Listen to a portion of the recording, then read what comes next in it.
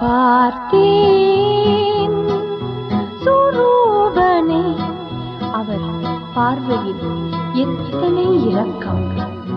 கேட்டேன் அவர் வார்த்தையை, அந்த வார்த்தையில் எத்தனை விளக்கம்.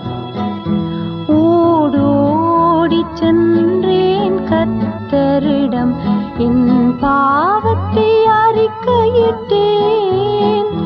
அன்பு கனிந்த பார்வையுடன் என்னை அணைத்துக் கொண்டார்.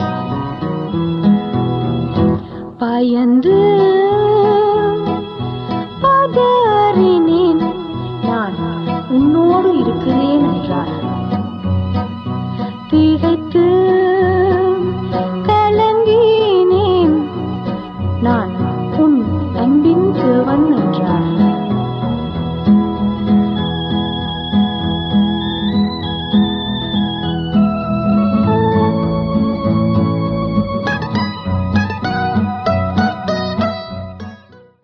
கர்த்தருக்குள் அன்பானவர்களே, அனுதினமும் கிறிஸ்துவுடன் தியான வேலைக்கு உங்களை அன்புடன் அழைக்கிறோம்.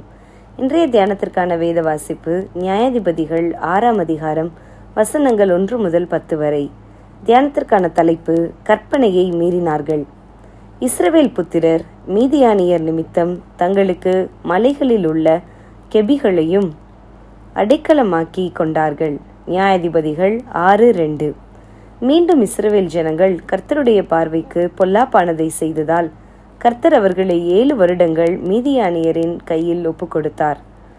நாம் ஒன்றும் இஸ்ரவேல் ஜனங்களுக்கு சலைத்தவர்கள் அல்ல. இப்படித்தான் பாவத்தில் விழுவதும் எழுவதுமாகவே இருக்கிறோம். ஆனால் ஒன்று, கிருபையின் காலத்தில் வாழ்வதால் நமக்கு உடனுக்குடன் இஸ்ரவேலரை போல் தேவனுடைய கோபாக்கினைக்குட்படாமல் தப்பி வாழுகிறோம். அதற்காக தேவனுடைய கிருபையை அற்பமாக எண்ணாதிருப்போமாக.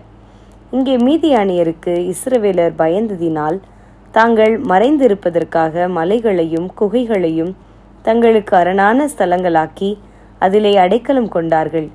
இஸ்ரவேலர் விதை விதைக்கின்ற போதும் மீதியானியர் அவர்களுடைய விளைச்சலை கெடுத்து யாவையும் கொள்ளையாடி செல்வதால் இஸ்ரவேலர் பசி பட்டினியால் வாடினார்கள்.